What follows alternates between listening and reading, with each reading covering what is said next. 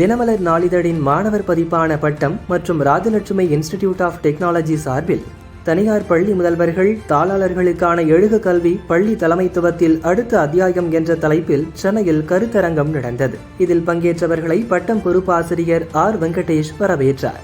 அவர்களுக்கு தினமலர் நாளிதழின் இணை இயக்குனர் ஆர் சீனிவாசன் நினைவு பரிசு வழங்கி கௌரவித்தார்.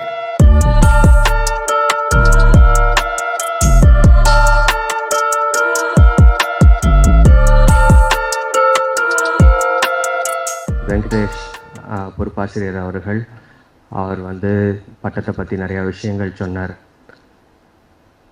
எங்கள் தினமலரோட நிறுவனர் திரு டி ராமசுப்பையர் கன்னியாகுமரி மாவட்டம் நாகர்கோயிலில் இருந்துருந்தார். அவரோடு முதல்ல அவர் பத்திரிகை ஆரம்பிக்கிறதுக்கு முன்னாடி உப்பு வியாபாரம் பண்ணிகிட்டு இருந்தார். அவரோட ஓய்வு நேரம் எல்லாமே அவர் செலவழித்தது ஏழை மாணவர்கள் கல்வி கொண்டு சேர்க்கறது. இதுதான், அதாவது அந்தந்த இடத்துல போய் சாயந்தரம் பள்ளிக்கூடம் நடத்துவாங்க. இந்த மாதிரியான ஒரு வேலை தான் முழுசாக பண்ணிகிட்டு இருந்தார். நிறைய சமூக பணி பண்ணார், அதில் இது முக்கியமாக பண்ணிகிட்டு இருந்தார். அவர் மாதிரி இன்னும் நிறைய பேர் கன்னியாகுமரி மாவட்டத்தில் வேலை பண்ணிகிட்டு இருந்தாங்க. அதனால தான் கன்னியாகுமரி மாவட்டம் தமிழ்நாட்டிலேயே 100% எழுத்தறிவு பெற்ற மாவட்டமாக மாறிட்டு.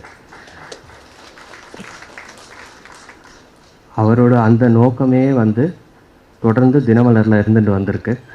எங்களோட முன்னாள் ஆசிரியர் மறைந்த கிருஷ்ணமூர்த்தி அவர் அரசு பள்ளி மாணவர்கள் எல்லாருமே பொது தேர்வில் ஜெயிக்கணும் அப்படிங்கிற ஒரு நோக்கத்தில் ஜெயித்து காட்டுவோம் அப்படின்ட்டு ஒரு நிகழ்ச்சி, தேர்வு வழிகாட்டி நிகழ்ச்சி தொடங்கினார். அதுவும் வருஷம் எல்லா மாவட்டத்துலேயும் நடத்திகிட்டே வந்தோம். அப்புறம் வழிகாட்டி அப்படின்ட்டு உயர்கல்வி தேர்வுக்கான நிகழ்ச்சி நடத்திட்டு வரோம். அதோட ஒரு நீட்சியாகவே பட்டம் மாணவர்கள் பாடப்புஸ்தகங்கள் தவிர வேறு வாசிக்கிறதுக்கு அவங்களுக்கு சுவாரஸ்யமாக ஒன்றும் இல்லை அப்படிங்கிறது எங்களுக்கு தோணிகிட்டே இருந்தது. அதுக்கு ஏதாவது பண்ணணுமேன்ட்டு ஒரு 9 வருஷம் முன்னாடி பட்டம் அப்படின்ட்டு மாணவர்களுக்கான இதை தொடங்கினோம். இதில் மாணவர்கள் ஏன் ஒரு தினசரி இதை ஏன் ஏதாவது புத்தகங்கள் போடலாமே அப்படிங்கிற ஒரு எண்ணமும் அதுக்கு முன்னால் இருந்தது. ஆனால் மாணவர்கள் தினம் ஏதாவது புதுசாக இருந்தாலாவது அவங்கள வாசிக்க வைக்க முடியுமா அப்படின்ட்டு. ஏன்னா புத்தகங்கள் மாணவர்கள் வாசிக்க விரும்பலை. மற்ற பாட புத்தகங்கள் தவிர அவங்களுக்கு அதுவே ஒரு அயற்சியாக இருந்தது. அதை தவிர வேறு ஒரு கதை புஸ்தகமோ பொது அறிவு புஸ்தகமோ அவங்கள எடுத்து படிக்க வைக்கிறதுக்கு ஒரு கஷ்டம் அப்படிங்கிறது எங்களுக்கு தெரிய வந்தது. நாங்கள் சர்வேகள் நடத்தினோம், அப்போது அதில் தெரிய வந்தது. அப்போது ஒரு சின்ன ஒரு 12 பக்கம்தான். இதில் ஏதாவது ஒரு விஷயம் இந்த 12 பக்கத்தில் இன்னைக்கு இல்லைன்னா நாளைக்கு இல்லைன்னா நாளைக்கு ஏதோ ஒரு விஷயம் அவங்கள கவர்ற மாதிரி இருந்தது அப்படின்னா அவங்கள வாசிக்க வைக்க முடியும் அப்படிங்கிறது தோணித்து. அதனால தான் மாணவர் இதழ் அப்படின்ட்டு தொடங்கினோம். மாணவர் இதழில் அவங்களுக்கு கஷ்டப்படுத்துகிற மாதிரி எதுவும் இருக்கக்கூடாது, ஒரு ஜாலியாக இருக்கணும் அவங்களுக்கு, அதே நேரம் பிரயோஜனமாகவும் இருக்கணும் அப்படிங்கிறதுனால தான் பட்டம் அப்படிங்கிற பேரை வச்சோம். பட்டம்ங்கிற பேரை வச்சது மறைந்த எழுத்தாளர் ஞானி. அவர் தான் இந்த மாதிரி இருந்தால் நல்லா இருக்குமே அப்படின்னு சொன்னார். அப்படி தான் அந்த பேர் வந்தது. பட்டம் அவங்களுக்கு பிரயோஜனமாக இருக்கணும்னா அவங்களுக்கு பிரயோஜனமாக இருக்கணும், அது இந்த பிரயோஜனமான விஷயத்தை தான் நம்ம படிக்கிறோம் அப்படின்ட்டு தெரியாத விதத்தில் அவங்களுக்கு அது பிரயோஜனமாக இருக்கணும் அப்படிங்கிற ஒரு நோக்கத்தில் தான் அதோடு உள்ளடக்கம் எல்லாமே தயார் பண்ணுறோம். இதில் இன்னும் நாங்கள் முழுசாக வெற்றி அடைஞ்சிட்டோன்னு எங்களால் சொல்ல முடியல. அதை நோக்கி போயின்னு இருக்கோம். இன்னமும் நல்லா பண்ணோன்னு நினைக்கிறோம். அதனால தான் பள்ளி முதல்வர்கள் ஆசிரியர்கள் அவங்களோட ஒரு உரையாடல் ஏற்படணும். அப்போ தான் மேலும் மேலும் மாணவர்களுக்கு என்ன தேவைப்படுது, மாணவர்களோட மனநிலை எப்படி இருக்குது, அவங்களுக்கு இன்னும் ஒரு விஷயத்தை எப்படி சொன்னால் சுலபமாக கொண்டு போய் சேர்க்க முடியும் அப்படிங்கிற மாதிரியான ஒரு எண்ணம் இருந்தது. அதனால அதுக்கு ஒரு மன்றம் இருந்தால் நல்லாயிருக்கும். வருஷம் ஒரு விதத்தில் பள்ளி முதல்வர்களோடையும் தாளாளர்களோடையும் உரையாடுறதுக்கு ஒரு மன்றம் இருந்தால் நல்லா இருக்குமே அப்படின்னு தோணித்து. இதை பட்டம் தொடங்கின 2வது வருஷத்துலேயே நாங்கள் உணர்ந்தோம். ஆனால் எங்களால் அதை செயல்படுத்த முடியாமல் தள்ளி தள்ளி போயிட்டு இருந்தது. இந்த வருஷம் எங்கள் பட்டம் குழுவினரோடு ஏதாவது உழைப்பினால இது சாத்தியமாயிருக்கு. அவங்களுக்கு என்னோட நன்றிகள். இந்த மன்றம் உங்களுக்கு பிரயோஜனமாக இருக்கணும் அப்படிங்கிற நோக்கத்தில் இது ஆரம்பிக்கிறதுக்கு முன்னாடியே உங்களில் பலரை அணுகி நாங்கள் என்னெல்லாம் விஷயங்களை பற்றி பேசினா உங்களுக்கு பிரயோஜனமாக இருக்கும், உங்களுக்கு என்னென்ன பிரச்சனைகள் இப்போ இருக்குது, அதை பற்றி பேசுகிறதுக்கு யார் யாரை கூப்பிட முடியும் அப்படிங்கிற ஒரு வேலையை பண்ணினோம். அநேகமாக நிறைய ஒரு 100க்கும் மேற்பட்ட பேர் சொன்ன விஷயங்களை தான் நாங்கள் தேர்ந்தெடுத்திருக்கோம். இந்த நிகழ்ச்சி உங்களுக்கு பயனுள்ளதாக இருக்கணும்னு நாங்கள் நம்புகிறோம். ஏதேனும் குறைகள் இருந்தால், ஏற்பாட்டிலேயோ உள்ளடக்கத்திலேயோ குறைகள் இருந்தால் எங்கள்கிட்ட தாராளமாக உங்களோட நண்பர் மாதிரி நினச்சி தெரிவிங்க. அடுத்த வருஷம் இதையும் விட நல்லதாக பண்ணுறதுக்கு முயற்சி பண்ணுறோம். நன்றி. Respected dignitaries, Mr. Arvindan IPS, Mr. Krishnamurthy, Deputy Editor, Dinamalar, and Mr. Srinivasan, Joint Director of Dinamalar, along with the entire team, principals and educators. To phrase it very shortly, it is not something that can be quantifiable. And it is very different the way that we use artificial intelligence in colleges versus schools. But before I start, I have a few questions. How many of you are using AI tools like ChatGPT or Gemini? If you are using it, konja kaiya thukunga. Okay.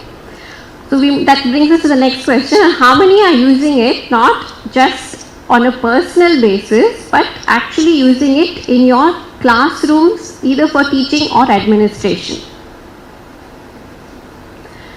And third question is, for those of you who didn't raise your hands, do you think that implementing in artificial intelligence the use பண்ணனும்னா நமக்கு ஒரு பெரிய level of technical expertise, computer science knowledge இருக்கணும் யோசிக்கிறீங்கன்னா please raise your hands.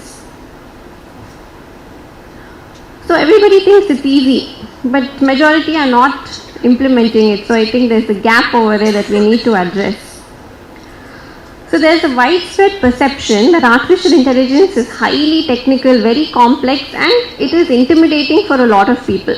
So a lot of people assume that namakku computer science background irnada we will be able to meaningfully use this artificial intelligence, especially in schools. So we've been implementing artificial intelligence in our college, but the way artificial intelligence is being used in schools is very different, because you are the first line of influence for school students, and you are the ones who will be opening and exposing them to this new technology. And yaarukku theriyum, by the time they come to college, maybe this technology would have advanced so much that we are not even able to predict what it will look like in the future. But one thing that we know for sure is artificial intelligence is a distant concept kadiyadu like it was 3-4 years back. It has already entered our lives, and it has already entered the education system. 2019 la CBSE has introduced artificial intelligence as a skill subject for middle school students. But now if you see the news, the government has said that even grade 3, class 3 students have to be introduced to artificial intelligence. Our National Education Policy NEP 2020 emphasizes that students have to be exposed to newer technologies. And this is being implemented very well in a number of schools, state schools, government schools, private schools, by individuals also who are harnessing this technology. So that shows us that we are all very open to this technology. And so whether we feel that we are prepared or not, we have to accept that it is part of the educational ecosystem. So the question that comes before us is not whether we have to engage with it, but how are we going to engage with this technology? So first let's see how some schools are using artificial intelligence in practical ways. Of course, the first thing that comes to mind is as a teaching assistant. One way that artificial intelligence is being used is that ungalke theriyum school la each teacher maybe takes care of 30 to 40 students. All students will not be at the same level of learning. Sila per will grasp very quickly. Some people need a little more focus and a little more attention. But that one teacher cannot cater to personalized needs of every student. So this is where artificial intelligence can be used. A teacher can come up with personalized worksheets, homework sheets, assignment sheets in a matter of minutes if they know how to use this artificial intelligence and the various technologies like ChatGPT, Gemini effectively. So students who need more complex exposure and more challenging exercises can be given a different worksheet, but those who need a little more support can be given an appropriate worksheet. And one thing to keep in mind is ChatGPT will also allow you to do these worksheets in vernacular language, even in Tamil, Hindi, whatever language is suited for the student. So what we understand is, like we were worried about before, this technology is not here to replace us, but it just reinforces and enhances the teacher's capacity. So that is about how we can use it in teaching. Another way that we can implement it is in academic monitoring.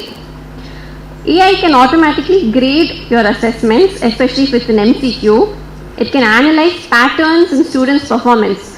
So before we would wait for quarterly, half-yearly, final, annual exams, appodan namakku theriyum if a student has understood the concept, how weak are they, which is the subject they are weak in.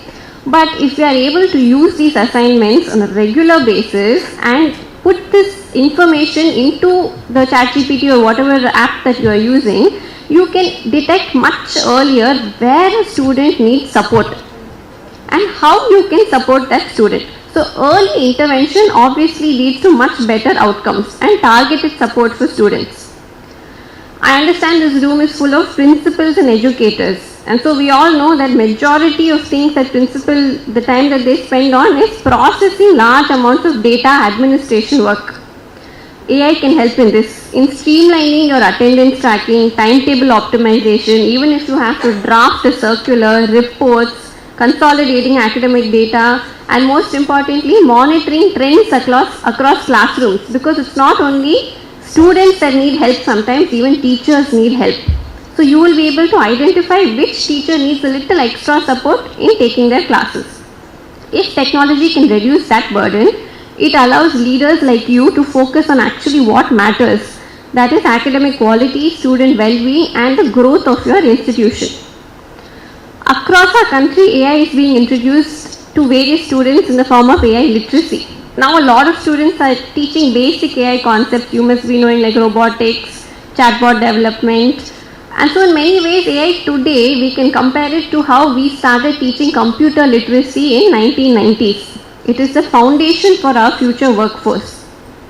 But before we get very excited, we have to take a small pause, because like any technology, it is new, it is emerging, and we still have not fully grasped what it is capable of, both pros and cons. And another thing that is scary is that it is advancing at a very extraordinary pace. Technology is changing from day to day, from hour to hour now. So while it increases efficiency, there are also growing concerns about us being too dependent on this technology. We don't want students who are going to depend on a computer for every answer.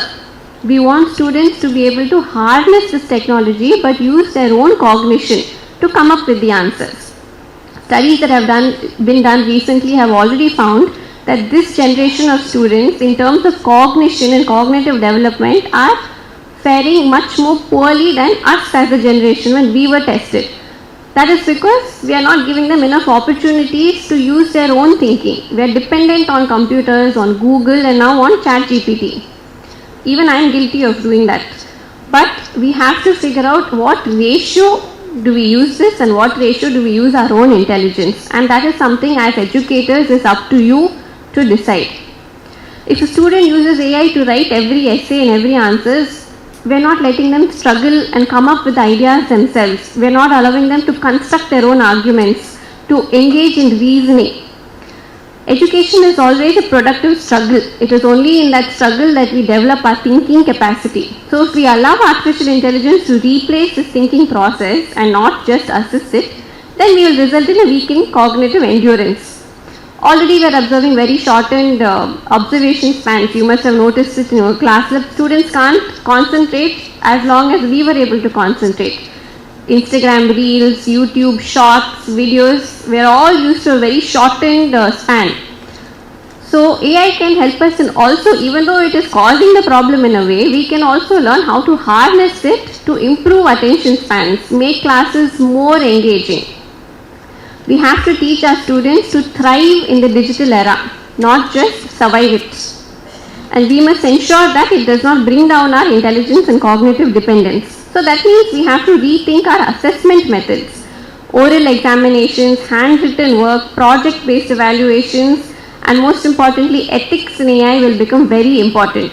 So we must teach them to use it, but when to use it and when not to use it.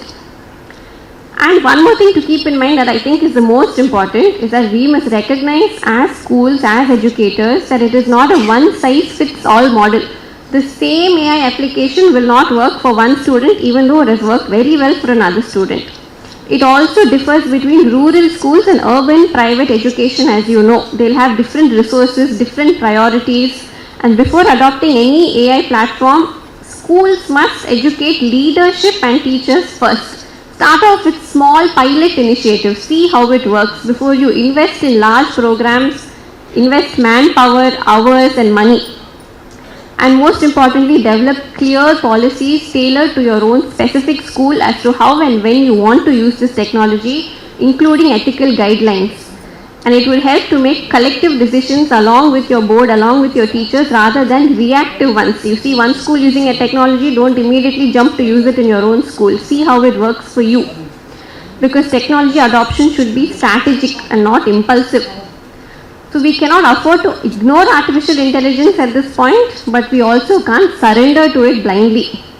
The first step is not just purchasing the software, but to educate ourselves. When principals and teachers understand this technology, they are in a position to shape how it serves their students.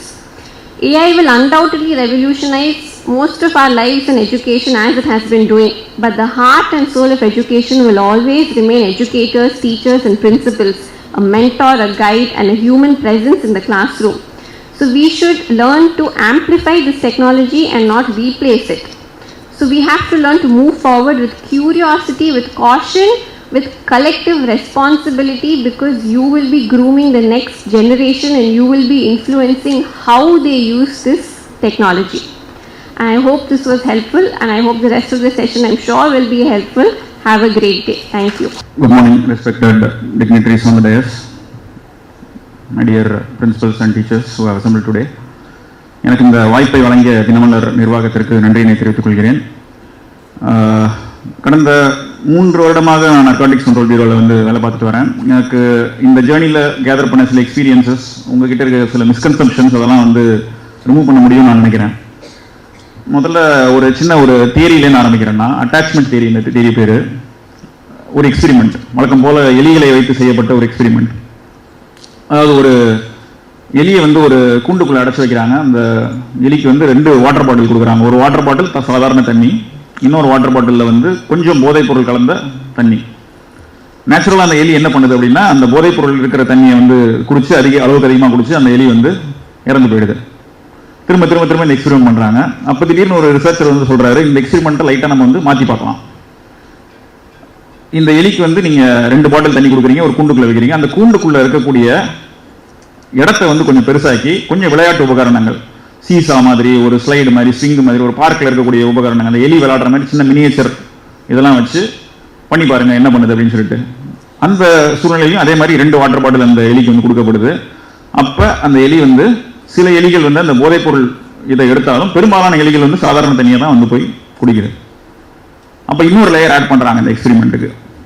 இந்த எலி மட்டும் தனியாக விடாமல் இன்னும் கொஞ்சம் friends add பண்ணுங்க அந்த எலிக்கு அப்படின்னு சொல்லிட்டு ஒரு 3-4 எலி அதே மாதிரி ஒரு கூண்டுக்குள்ளே விட்டு ஒரு விளையாட்டு உபகரணங்கள் அந்த மாதிரி ஆக்டிவிட்டிஸ் எல்லாத்தையும் வச்சு கொடுக்குறாங்க. அதே மாதிரி 2 வாட்டர் பாட்டில் வைக்கிறாங்க. எந்த எலியுமே வந்து அந்த போதைப்பொருள் இருக்கக்கூடிய வாட்டர் பாட்டிலை தொடாமல் சாதாரண தண்ணியை மட்டும் தான் குடிச்சிட்டு அவங்க சோஷியலைஸ் பண்ணிட்டு சந்தோஷமாக இருக்கிற மாதிரி ஒரு எக்ஸ்பெரிமெண்டோட ரிசல்ட் வருது.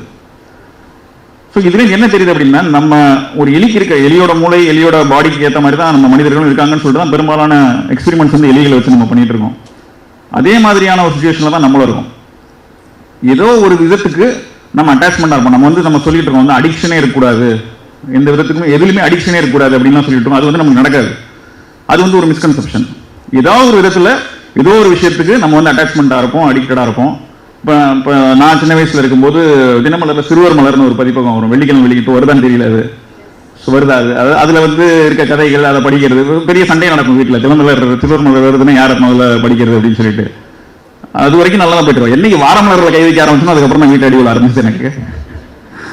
ஸோ அது ஒரு அட்டாச்மெண்ட் இருக்கும். இப்போ பசங்க எல்லாம் பேசுறப்ப என்ன பேசுவோம், இன்னைக்கு பார்த்தியா இந்த பழமுகன் மன்னன் ஜோக் கதை படிச்சியா, அது மாதிரி பேசிட்டு இருப்போம். உங்க டைம்ல வந்து சில அந்த மாதிரி புத்தகங்கள் படிச்சிருப்பீங்க, வாசிச்சிருப்பீங்க. ஸோ ஒரு அடிக்ஷன், உங்களுக்கு ஏதோ ஒரு இன்ட்ரெஸ்ட் இருக்கு. இப்போ உதாரணத்துக்கு நம்ம சினிமா பத்தி கூட டிஸ்கஸ் பண்ணுவோம். ஸ்கூல்ல போயிட்டு இன்னைக்கு பார்த்தியா தலைவர் படம் வந்தது, கமல் படம் வந்தது, எந்த படம் நல்லா இருந்தது தீபாவளிக்கு. ஒரு என்டர்டைன்மெண்ட், ஒரு இன்வால்மெண்ட், ஒரு அடிக்ஷன், ஒரு ஹாபி எல்லாருக்குமே எல்லா ஸ்டேஜ்லுமே இருக்கிறது தான். இப்போ என்ன பிரச்சனை அப்படின்னா, எந்த விஷயத்துக்கு இவங்க போய் அட்டாச் ஆகுறாங்க அப்படின்றது தான் இப்போ பிரச்சனை. ஏன்னா நம்ம டைம்ல இருந்த என்டர்டைன்மெண்ட்டும் இப்போ இருக்கிற என்டர்டைன்மெண்ட்டுக்கும் பயங்கர வித்தியாசம் இருக்கு. நம்ம டைம்ல நம்ம கன்சியூம் பண்ண நியூஸுக்கும் இப்போ இவங்க கன்சியூம் பண்ற நியூஸுக்கும் பயங்கர வித்தியாசம் இருக்கு. இப்போ சமீபத்தில் வந்து திருத்தணியில் 2 மாணவர்கள் வந்து போதைப் பொருளில் போய் ஒரு வட மாநிலத்து இளைஞரை அடிச்சிட்டாங்க அப்படின்னா, மதுரையில் இருக்கிறவனுக்கு ஒரு 20 வருஷத்துக்கு முன்னாடி ஒரு சாதாரண செய்தி. இன்னைக்கு வந்து அது வந்து ஏதோ பக்கத்து வீட்டில் நடக்கிற மாதிரி அந்த வீடியோ, விஷுவல்ஸ், சோஷியல் மீடியான்றதெல்லாம் பார்க்கறதுனால அந்த நியூஸ் அவங்க கன்சியூம் பண்ணும்போது அது வேற மாதிரியான ஒரு தாக்கத்தை ஏற்படுத்துது. அதே மாதிரி நம்ம படிக்கிறப்ப என்ன சொல்லுவாங்க, பாரு ஸ்கூல்ல வந்து அந்த பையன் நல்லா படிக்கிறான் பாரு, நம்ம சொந்தக்காரன் ராமசாமி பையன் எப்படி மார்க் வாங்கியிருக்கான் பாரு அப்படின்னு சொல்லிட்டு கம்பேரிசன் பண்ணுவாங்க. இன்னைக்கு கம்பேரிசன் வந்து எங்கேயோ பண்றாங்க. கொரியால பாருங்க, கொரியாவோட கம்பேர் பண்றாங்க. நிறைய பசங்க கொரியன் லாங்குவேஜ் பேசுறாங்க. இப்போ கொரியன் வெப் சீரிஸ் பாக்குறாங்க, கொரியன் லாங்குவேஜ் பேசுறாங்க, கொரியன் ஏதோ ஆப்ல விளாண்டு சூசைட் பண்ணிட்டாங்கன்னு கூட ரீசெண்டா நியூஸ் வருது. ஸோ அந்த கம்பேரிசன் அப்படின்றது என்னைக்கு வந்து நம்ம கணினி வந்து கையடக்க கணினியாகி செல்போனா நம்ம கையில வருதோ, கம்பேரிசனும் சரி வேற லெவலில் நடக்குது, என்டர்டைன்மெண்ட்டும் சரி வேற லெவலில் நடக்குது, செய்திகளும் சரி வேற லெவலில் நடக்குது. இப்போ மேடம் பேசுறவங்க கூட சொன்னாங்க, அந்த அட்டென்ஷன் ஸ்பேன் கம்மியாயிட்டே வருது இல்லையா, அதோட இன்னொரு கான்சிக்வன்ஸ் தான் நம்ம என்டர்டைன்மெண்ட்டோட மோடு வந்து இப்படி இருக்கும்போது அதோட கான்சிக்வன்சஸ் நம்ம ஃபீல் பண்றோம். ஸோ நம்ம வந்து ஜென்ரலா வந்து போதைப் பொருள், டொபாக்கோ, ஆல்கஹால், கஞ்சா அப்படின்னு சொல்லிட்டு மேலோட்டமா பேசாம இதை வந்து ஒரு மென்டல் ஹெல்த் ப்ராப்ளமா வந்து அண்டர்ஸ்டாண்ட் பண்ணணும். அதுக்காக தான் இந்த எக்ஸாம்பிள் சொன்னேன். So addiction is definitely there. Addiction will definitely be there. எதுக்கு அடிக்ட் ஆகும், எதுக்கு அடிக்ட் ஆகல அப்படின்றது. காஃபியும் அடிக்ஷன் தான், டீயும் அடிக்ஷன் தான், ஆல்கஹாலும் அடிக்ஷன் தான். ஒரு பையன் வந்து நான் தினமும் காலையில் ஏஞ்சி எனக்கு ஜாகிங் போகணும் அப்படின்னு சொன்னா அதுவும் அடிக்ஷன் தான். ஆனால் அது நல்ல விதமான அடிக்ஷன். போதைப்பொருள் பயன்பாடு பற்றி 2004, 2019 வந்து ஆல் இண்டியா லெவலில் ஸ்டடி கண்டக்ட் பண்ணியிருக்காங்க. இப்போ 2024 கண்டக்ட் பண்ணாங்க, இன்னும் முடியல, அந்த ஸ்டடி ரிசல்ட் வரல. ஸோ அப்பையும் பார்த்தீங்கன்னா இப்பயும் பார்த்தீங்கன்னா தமிழ்நாடை பொறுத்தவரை மற்ற மாநிலங்களை கம்பேர் பண்ணும்போது 3% பாப்புலேஷன் வந்து ஏதோ ஒரு போதைப் பொருளுக்கு ஏதோ ஒரு விதத்தில் அடிக்ஷன் ஆயிருக்காங்கன்றது தான் அந்த ஸ்டடியோட ஃபைண்டிங். அந்த 3%ன்றது இப்போ உங்க பள்ளி எடுத்துக்கிட்டீங்க, உங்க பள்ளியில் 100 மாணவர்கள் இருக்காங்கன்னா அதுல 3 பேர், ஒரு சாம்பிள் குரூப் தான் உங்க பள்ளியில் இருக்க மாணவர்களும். 3 பேர் அடிக்டடா இருக்காங்கன்னு நான் சொல்ல வரல. 3 பேர் அடிக்டடா இருக்கலாம். அவங்க vulnerable group, they are prone to addiction for multiple reasons. அந்த ரீசன் என்னவான இருக்கலாம். அவங்க வந்து ஒரு மென்டல் ப்ராப்ளமா இருக்கலாம், அவங்க பேரண்ட்ஸ் வந்து 2 பேர் வேலைக்கு போய்கிட்டு இருக்கலாம், அவங்க வந்து சரியா கவனிக்க முடியல, அவங்களோட பியர் குரூப் ப்ரெஷர், அவங்களோட நண்பர்கள் வட்டம், அந்த மாதிரியான பல காரணங்கள் இருக்கலாம். அந்த காரணங்கள் உள்ள நம்மளால போக முடியாது. நம்ம அண்டர்ஸ்டாண்ட் பண்ணிக்க வேண்டிய விஷயம் என்ன அப்படின்னா, நம்ம பள்ளியில வந்து இவ்வளவு மாணவர்கள் இருக்காங்க அப்படின்னா அதுல 3% is always a vulnerable group அப்படின்றத நம்ம அண்டர்ஸ்டாண்ட் பண்ணிக்கணும். ஸோ அதை நோக்கி தான் நம்ம வந்து நம்மளோட ப்ரோக்ராம்ஸ், நம்மளோட ஓரியன்டேஷன், அது எல்லாத்தையுமே அதை நோக்கி தான் நம்ம வந்து கொண்டு போகணும். இப்போ ஒரு ஒரு நார்மலா ஒரு பொருள் எடுத்துக்கிட்டீங்க அப்படின்னா என்ன பொருளா இருந்தாலும் அதுக்கு வந்து சப்ளை அண்ட் டிமாண்ட் இருக்கும். நம்ம வந்து சப்ளை பத்தி தான் நிறைய பேசிட்டு இருக்கோம். கஞ்சா இருக்கு, போதைப் பொருள் இருக்கு, டொபாக்கோ இருக்கு, ஆல்கஹால் இருக்குன்னு சொல்லிட்டு சப்ளை பத்தி நிறைய பேசிட்டு இருக்கோம். பட் டிமாண்டை பத்தி நம்ம பேசுறதே கிடையாது. ஸோ இப்போ நான் உங்ககிட்ட சொன்னதுபடி எப்படி உங்க ஒரு என்டையர் பாப்புலேஷன், தமிழ்நாடு பாப்புலேஷன் எடுத்துக்கிட்டீங்க அப்படின்னா அதில் 3% of the population is having the demand. இந்த போதைப் பொருள் பயன்படுத்துறதுக்கான ஒரு டிமாண்ட் வந்து எப்போது இருந்துகிட்டே இருக்கு. ஸோ நீங்க சப்ளை மட்டும் கான்சன்ட்ரேட் பண்ணிட்டு இருந்தீங்க அப்படின்னா டிமாண்ட் இருக்க ஏதாவது ஒரு வழியா உள்ள வந்துகிட்டே தான் இருக்கும். கரெக்டா? ஸோ இந்த டிமாண்ட் நம்ம எப்படி அட்ரஸ் பண்றது? டிமாண்ட் அட்ரஸ் பண்றப்ப டிமாண்ட் அட்ரஸ் பண்ணணும் சொல்றப்ப எதுக்காக நாங்க பள்ளி மாணவர்கள், கல்லூரி மாணவர்களை மட்டுமே வந்து அட்ரஸ் பண்ணி பேசிட்டு இருக்கோம்? ஏன் ஒரு 40 வயது 50 வயது அலுவலகத்தில் வேலை செய்வர்களை பார்த்து ஏன் இந்த விஷயத்தை நாங்க பேசுறது இல்லை? ஏன் டிமாண்ட் வந்து இந்த ஏஜ் குரூப்ல ஜாஸ்தியா இருக்கு அப்படின்னா அதுக்கும் ஒரு சயின்டிபிக் ரீசன் இருக்கு. நம்மளோட மூளையில வந்து எவ்வளவு பயாலஜி டீச்சர்ஸ் இங்க இருக்கீங்க தெரியல, ப்ரீஃப்ரண்டல் கார்டெக்ஸ் அப்படின்னு ஒன்று இருக்கு. அது வந்து முழுமையாக வளர்ச்சி அடைவதற்கு 25 வயது ஆகும். எந்த யாரா இருந்தாலும் சரி 25 வயது ஆகும். ஸோ அந்த ப்ரீஃப்ரண்டல் கார்டெக்ஸோட ரோல் என்ன அப்படின்னா ஒரு பர்சனோட ரிஸ்க் அண்ட் ரிவார்டு அண்டர்ஸ்டாண்ட் பண்றது. இப்போ ஒரு சாதாரணமாக சொல்லணும்னா இப்போ வந்து என்னோட பையனை கூப்பிட்டு இந்த ஒரு தட்டில் கீரை சாதமும் பாவக்காயும் இருக்கு, இன்னொரு தட்டில் நான் பிரியாணி வைக்கிறேன்னா என்னத்தை சாப்பிடுவான்? அவன் 7 கிலோ வயசு நானே பிரியாணி தான் சாப்பிடுவேன். அவனை போய் கீரை சாதமும் பாவக்காயும் சாப்பிடணும்னு எதிர்பார்த்தா பண்ணுவான்னு எதிர்பார்க்க முடியாது நம்ம. ஸோ அதுதான் வந்து ப்ரீஃப்ரண்டல் கார்டெக்ஸ். இன்னைக்கு நைட்டு வந்து நான் வந்து தூங்காம போய் பார்ட்டி பண்ணேன்னா நாளைக்கு காலையில் எந்த தலைவலிக்கும் அப்படின்றது எனக்கு தெரியும். ஸோ இன்னைக்கு நைட்டு பார்ட்டி பண்றது ரிவார்டு, அதுக்கு உண்டான ரிஸ்க்கு. நாளைக்கு தலைவலிக்கும் எனக்கு வந்து ஆஃபீஸ் போக முடியாது ஒழுங்கா அப்படின்றது ரிஸ்க். அந்த ரிஸ்க் ரிவார்டு அண்டர்ஸ்டாண்ட் பண்றதுக்கே வந்து 25 வயது ஆகும் ஒரு நபருக்கு. ஸோ அப்படின்றப்ப ஒரு பள்ளி மாணவன் கல்லூரி மாணவன் இருக்கவனுக்கு அதை வந்து கரெக்டாக அனலைஸ் பண்ண தெரியாது. 25 வயது ஆகும் ரிஸ்க் ரிவார்டு ரேஷியோ வந்து பிரெயின் கரெக்டாக ப்ராசஸ் பண்றதுக்கு. ஸோ ரிவார்டு ஓகே, இப்போ இமீடியட் இன்ஸ்டன்ட் கிராட்டிஃபிகேஷன் அப்படின்னு சொல்லுவாங்க, டிலேட் கிராட்டிஃபிகேஷன், இன்ஸ்டன்ட் கிராட்டிஃபிகேஷன், இதுதான் டிஃபரன்ஸ். தினமும் காலையில் 5 மணிக்கு எழுந்து ஜாகிங் பண்ணா உடல் ஆரோக்கியம்ன்றது நமக்கு தெரியும், அது டிலேட் கிராட்டிஃபிகேஷன். ஆனால் இன்னைக்கு இன்ஸ்டன்ட் கிராட்டிஃபிகேஷன், இந்த குளிருக்கு நல்லா போர்வையை போட்டு தூங்குறது இன்ஸ்டன்ட் கிராட்டிஃபிகேஷன், அவ்வளோதான். ஸோ இதுலேயே வந்து உங்களுக்கு உங்களோட கீழே உங்க ஸ்கூல்ல இருக்க ஸ்டூடெண்ட்ஸ்ல வந்து யார் இன்ஸ்டன்ட் கிராட்டிஃபிகேஷனை தேடி போறா, யார் டிலேட் கிராட்டிஃபிகேஷன் தேடி போறான்றதை கண்டுபிடிக்கிறது ரொம்ப கஷ்டமான விஷயம்லாம் கிடையாது. தாமதப்பட்ட மன நிறைவுன்னு வச்சுக்கலாம்னு நினைக்கிறேன். தமிழாக்கம் கரெக்டாக எனக்கு தெரியல. இது இப்போ உங்க ஸ்டூடெண்ட்ஸ் இருக்காங்க, சில பேர் வந்து பிசிக்கல் ஆக்டிவிட்டி நிறைய பண்ணணும்னு நினைக்கிறாங்க, சில பேர் வந்து ஃப்ரெண்ட்ஸ் சர்க்கிள் கூட பாண்ட் பண்ணணும்னு நினைக்கிறாங்க. ஒன்றும் இல்லை, ஒரு எக்ஸாம் இருக்கு, 10 நாள் கழிச்சு நீங்க ஒரு டெஸ்ட் வைக்கிறீங்க, தினமும் கொஞ்சம் கொஞ்சமா 10 நிமிஷம் படிச்சு போய் அந்த எக்ஸாம் எழுதணும்னு நினைக்கிற கேட்டகரி ஸ்டூடெண்ட் இருப்பான். இன்னைக்கு ஃபுல்லா என்ஜாய் பண்ணுவோம், 9வது நாள் நைட் உட்காந்து படிச்சு எக்ஸாமுக்கு போகணும்னு நினைக்கிற ஸ்டூடெண்ட் இருப்பான் இல்லையா? இதுதான் டிஃபரன்ஸ்.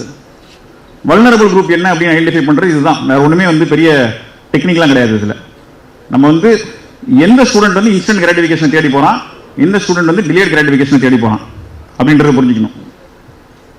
இதுல இன்னொரு விஷயத்தை நான் சொல்ல மறந்துட்டேன். ஆக்சுவலா சப்ளை பத்தி பேசும்போது சப்ஸ்டியூஷன் எஃபெக்ட்னு ஒன்று இருக்கு. சப்ஸ்டியூஷன் எஃபெக்ட்னா என்ன சொல்லணும், எப்படி சொல்லணும் அப்படின்னா வந்து ஈஸியா புரிஞ்சுக்கணும் அப்படின்னா இந்த த்ரிஷா இல்லைன்னா திவ்யா காமெடி ஞாபகம் வச்சுக்கோங்க.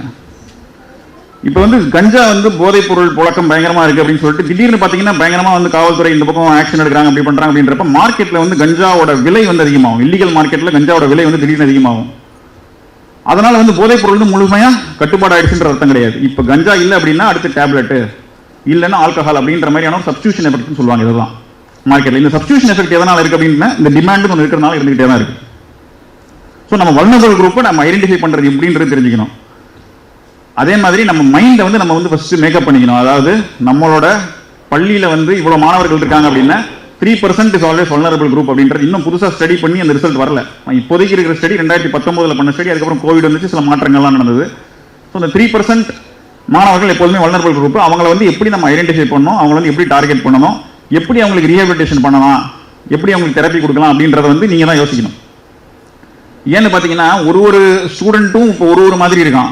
சைக்காலஜிக்கல் அப்ரோச் இருக்கு இல்லையா, அது வந்து ஒருத்தருக்கும் நம்ம ஒருத்தருக்கு அப்ளை பண்ற மெத்தட் வந்து இன்னொருத்தருக்கு அப்ளை ஆகுன்றது எதிர்பார்க்க முடியறது இல்லை இப்போ.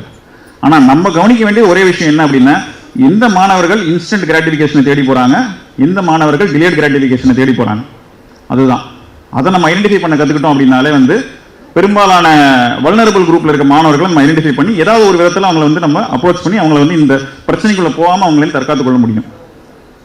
ஸோ அடுத்து இப்போ வந்து நம்ம பிரச்சனை என்னன்ற ஐடென்டிஃபை பண்றோம், பிரச்சனை வந்து எப்படி டீல் பண்றது. நம்ம நிறைய வந்து போதையில்லா தமிழகம், போதையில்லா கேம்பஸ், ட்ரக் ஃப்ரீ கேம்பஸ், இந்த மாதிரியான விஷயங்கள்லாம் நிறைய அட்வைஸ் பண்ணிட்டு வரோம். இதில் நம்ம முக்கியமாக பார்க்க வேண்டிய விஷயம் என்னன்னா, அதுக்கு ஒரு தியரி சொல்றேன் நான் உங்களுக்கு. அந்த தியரி பேர் வந்து black coffee theory. Okay, black coffee தியரினா என்னன்னா வந்து ஒரு நபர் வந்து ஒரு காஃபி ஷாப்புக்குள்ள போறாரு. அங்க ரிசப்ஷன்ல இருக்கவங்க கேட்கறாங்க உங்களுக்கு என்ன வேணும் அப்படின்னு கேட்கறாங்க. இல்லை எனக்கு என்ன சாப்பிடணும்னு தெரியல, ஆனால் எனக்கு பிளாக் காஃபி மட்டும் வேணாம் அப்படின்னு சொல்றான். திரும்பவும் கேட்கறாங்க என்ன சாப்பிட்றீங்க, எனக்கு என்ன சாப்பிட்றதுன்னு தெரியல, எனக்கு பிளாக் காஃபி மட்டும் வேணாம் அப்படின்றான். சொல்லிட்டு போய் உட்காந்துடுறான். சுற்றி அவங்க எல்லாருக்கும் சர்வ் பண்ணிட்டே வந்து பார்க்குறாங்க, இந்த டேபிள் மட்டும் காலியாக இருக்கு. அப்படின்றப்ப இவன் எதோ சொன்னானே ஞாபகம் இல்லையே அப்படின்னு சொல்லிட்டு பிளாக் காஃபின்ற வேர்டு மட்டும் அந்த வெயிட்டர் மைண்டில் ரெஜிஸ்டர் ஆயிருக்கு. கொண்டு வந்து பிளாக் காஃபியை சர்வ் பண்ணுறாங்க. அதனால நம்ம வந்து தினமும் வந்து இது வந்து போதையில்லா தமிழகம், டொபாக்கோ யூஸ் பண்ணக்கூடாது, போதையில்லா கேம்பஸ், இது அது மாதிரியான வேர்ட்ஸ், நெகட்டிவ் கனெக்டேஷன்ல இருக்க வேர்ட்ஸ் யூஸ் பண்ணாம பாசிட்டிவான வேர்ட்ஸ் யூஸ் பண்ணுங்க. எங்க பள்ளியில வந்து பிசிக்கல் ஆக்டிவிட்டியை பயங்கரமா என்கரேஜ் பண்ற பள்ளி இது வந்து வாசிப்பு பழக்கத்தை பயங்கரமா என்கரேஜ் பண்ற பள்ளி, கிரியேட்டிவிட்டி என்கரேஜ் பண்ற பள்ளி, இது வந்து ஒரு வைப்ரண்ட் கேம்பஸ். அந்த மாதிரியான பாசிட்டிவ் வேர்ட்ஸ் திரும்ப ரீஇன்ஃபோர்ஸ் பண்ணிட்டே இருங்க. பசங்க என்னங்க பண்ணுவாங்க, நம்ம என்ன சொல்றோமோ நம்ம ஒரு உதாரணமா இருக்கணும். இப்ப நான் வந்து நைட்டு ஆபீஸ் முடிச்சுட்டு வீட்டுக்கு போயிட்டு செல்போன் எடுத்துட்டு உட்காந்தானே என் பையன் டிவி எடுத்துட்டு உட்காருவான், டிவியில ரிமோட் எடுத்துட்டு உட்காருவான். நான் ஒரு புக் எடுத்துட்டு உட்காந்தானே அவன் புக் எடுத்து படிப்பான், அவ்வளவுதான். அது மாதிரி சரியான உதாரணங்கள் கொண்டு வந்து நம்ம வந்து பள்ளியில மாணவர்களுக்கு முன்னாடி காட்டணும். ஏன்னா இப்போ இந்த கோவிட் டைமில் வந்து 2-3 உதாரணங்கள்லாம் வந்தது, நீங்களும் டிவியில் பார்த்துருப்பீங்க. பைக் எடுத்துகிட்டு போய் அதை ரெக்கார்ட் பண்ணி போடுறான் ஒருத்தன், ஹை ஸ்பீடில் டிராஃபிக் வயலேஷன்லாம் பண்ணிட்டு போயிட்டு ரெக்கார்ட் பண்ணி யூடியூப்ல வீடியோ போடுறான், லட்சக்கணக்கான மாணவர்கள் பார்க்குறாங்க. அதே மாதிரி ஆன்லைன் கேம் ஒருத்தன் விளாண்டு, ஆபாசமாக பேசி ஆன்லைன் கேம் விளாண்டு அதை யூடியூப்ல வீடியோவாக போட்டது லட்சக்கணக்கான மாணவர்கள் பார்க்குறாங்க. இது காவல்துறை நாலேஜுக்கு வந்து வழக்கு பதிவு செய்து ரிமூவ் பண்ண கண்டென்ட் இது. இது இல்லாமல் எவ்வளவோ உதாரணங்கள், தவறான உதாரணங்கள் இந்த மாணவர்கள் வந்து எடுத்துக்கிறதுக்கு வாய்ப்பு இருக்கு. சரியான உதாரணங்களை கொண்டு வந்து அவங்க மாணவர்கள் முன்னாடி நிறுத்தணும். நம்ம அவங்கள பார்த்தவங்க இந்த மாதிரி சில பேர் இருப்பாங்க, நான்லாம் வந்து ஸ்கூலுக்கு வந்துட்டு சொல்லுவாங்க, நான்லாம் வந்து ஸ்கூல் இப்படி கட்டடிச்சு தெரியுமா, இப்படி சினிமா போன தெரியுமா, அது மாதிரியான உதாரணங்கள் கிடையாது. அது 100ல் 1. அது மாதிரி பண்ணி வாழ்க்கையில வெற்றி பெற்று வந்தவங்க 100ல் 1 இருப்பாங்க. அதை நம்ம உதாரணமா மாணவர்கள் முன்னாடி கொடுக்கக்கூடாது. சரியான உதாரணங்களை கொண்டு வந்து மாணவர்கள் முன்னாடி நிறுத்தணும். ஸோ மொத்தமாக நான் சொல்லக்கூடிய விஷயங்கள் இதுதான். ஒன்று, எப்படி என்னோட மொத்த ஸ்பீச்சை சம்மரைஸ் பண்ணுறேன் அப்படின்னா, ஒன்று ஃபர்ஸ்ட் நம்ம அண்டர்ஸ்டாண்ட் பண்ண வேண்டியது concept of addiction. Addiction is always there. Make them addicted to the right things in life. Second வந்து understanding demand. Demand vulnerable group எல்லாமே நம்ம முன்னாடி தான் இருக்காங்க. அந்த டிமாண்டை வந்து நம்ம எப்படி குறைக்கிறது அப்படின்றத பார்க்கணும். மூணாவது, கரெக்டான உதாரணங்களை அவங்க முன்னாடி கொண்டு வந்து நிறுத்தணும். இது மூணுத்தை நம்ம ஃபாலோ பண்ணாலே போகிறோம். நம்ம முன்னாடி இருக்க ப்ராப்ளமை எவ்வளோ தூரம் அட்ரஸ் பண்ண முடியுமோ அட்ரஸ் பண்ணலாம். நாலாவது, நிறைய ஸ்கூலில் வந்து இப்போ வந்து பார்த்தீங்கன்னா இந்த ஆன்டி ட்ரக் கிளப் அப்படின்றது வந்து கவர்மெண்ட் இனிஷியேட் பண்ணி ஃபார்ம் பண்ண சொல்லிட்டு இருக்காங்க. அந்த ஆன்டி ட்ரக் கிளப் ஃபார்ம் பண்ணுறது முக்கியம் கிடையாது. ஃபார்ம் பண்ணி அவங்க என்ன வேலை செய்யணுன்றதை நம்ம பார்க்கணும். ஏன்னா இப்போ பெரும்பாலும் நம்ம என்ன பண்ணுறோம் அப்படின்னா வந்து நம்ம ஸ்கூலில் வந்து ஒரு ஸ்டூடெண்ட் வந்து அடிக்ஷன் இருக்குது ஏதாவது பண்ணுறோம் அப்படின்னா பிடிக்கிறோம், பேரண்ட்ஸை கூப்பிட்றோம், வார்ன் பண்ணுறோம், முடிஞ்சால் டிசி கொடுக்குறோம். டிசி கொடுத்தா என்ன பண்ணுவான், அவன் வேறு ஸ்கூலுக்கு போய் அதே வேலையை தான் கண்டினியூ பண்ண போகிறான். இப்போ இந்த ஸ்டூடெண்ட்டை நம்ம எப்படி ரிஃபார்ம் பண்ணி ரீஹாபிலிட்டேட் பண்ணி சிஸ்டமில் கொண்டு வந்து சேர்க்குறோம் அப்படின்றது தான் முக்கியம். அது வந்து not only the responsibility of the school. இதில் வந்து ஸ்கூலோட ரோல் இருக்குது, போலீஸ் டிபார்ட்மெண்டோட ரோல் இருக்குது, ஹெல்த் டிபார்ட்மெண்டோட ரோல் இருக்குது. இது மாதிரியான காம்ப்ரஹென்சிவ் ஒரு சிஸ்டம் வந்து சில ஸ்கூல்ஸ் அண்ட் காலேஜஸ்ல தான் நான் பார்த்தேன். ரீசெண்டாக ராமச்சந்திர மெடிக்கல் காலேஜ் போயிருந்தேன், அங்கே பார்த்தேன். அவங்க ஐடென்டிஃபை பண்ணுறாங்க, யாராவது ஒருத்தன் வந்து டொபாக்கோ அடிக்ஷன் இருந்தாலும் சரி, ஆல்கஹால் அடிக்ஷன் இருந்தாலும் சரி, ஐடென்டிஃபை பண்ணுறாங்க. என்ன ரீசன்னால அவனுக்கு வருது அப்படின்னு சொல்லிட்டு ஆன்டி ட்ரக் கிளப் ஐடென்டிஃபை பண்ணுது. எந்த சோர்ஸ் வழியாக அது உள்ள வருதுன்னு சொல்லிட்டு ஐடென்டிஃபை பண்ணி அவங்க போலீஸ்க்கு தகவல் தெரிவிக்கிறாங்க. அந்த ஸ்டூடெண்ட்டுக்கு ரீஹாபிலிட்டேஷன் கவுன்சிலிங் பண்ணி சிஸ்டம்குள்ள ரீஇன்டெகிரேட் பண்ணுறாங்க, ப்ளஸ் ஃபாலோ அப்பும் பண்ணுறாங்க. அந்த ஸ்டூடெண்ட் வரக்கூடிய லொக்காலிட்டியில் ஒழுங்கா இருக்கா விஷயங்கள், பேரண்ட்ஸ் ஒழுங்கா மானிட்டர் பண்றாங்களா, இப்போ ஒரு மாசமா ஒழுங்கா ஸ்கூலுக்கு வந்துட்டு இருக்கானா, அட்டண்டன்ஸ்ல இம்ப்ரூவ்மெண்ட் இருக்கா, மார்க்ல இம்ப்ரூவ்மெண்ட் இருக்கா மானிட்டர் பண்றாங்க. இது மாதிரியான ஒரு சைக்கிளிக் லூப் நம்ம பண்ணோம் அப்படின்னா தான் வந்து நம்ம ஏதோ ஒரு விதத்தில் வந்து இந்த சொசைட்டிக்கு கான்ட்ரிபியூட் பண்ண முடியும். ஏன்னா ட்ரக் ஃப்ரீ கேம்பஸ்ன்னு சொல்லிட்டு என் ஸ்கூல்ல இருக்கிற ஸ்டூடெண்ட்டை வெளில அனுப்புறது மட்டும் என்னோட இது கிடையாது. எல்லாரையும் நான் வெளில அனுப்பிட்டேன், அதனால என் கேம்பஸ் ட்ரக் ஃப்ரீன்றது சொல்யூஷன் கிடையாது. அந்த ஸ்டூடெண்ட்டை எப்படி வந்து ரீஇன்டெகிரேட் பண்ணும் சிஸ்டம்ல அப்படின்றதையும் நம்ம யோசிக்கணும். ஸோ இந்த விஷயங்கள் தான் நான் வந்து இந்த மேடை மூலம் தெரிவித்துக் கொள்ளணும்னு ஆசைப்படுறேன். இந்த ஆப்பர்ச்சுனிட்டி எனக்கு வழங்கிய தினமலர் நிர்வாகத்தில் நன்றி தெரிவித்துக் கொள்கிறேன். நன்றி, வணக்கம்.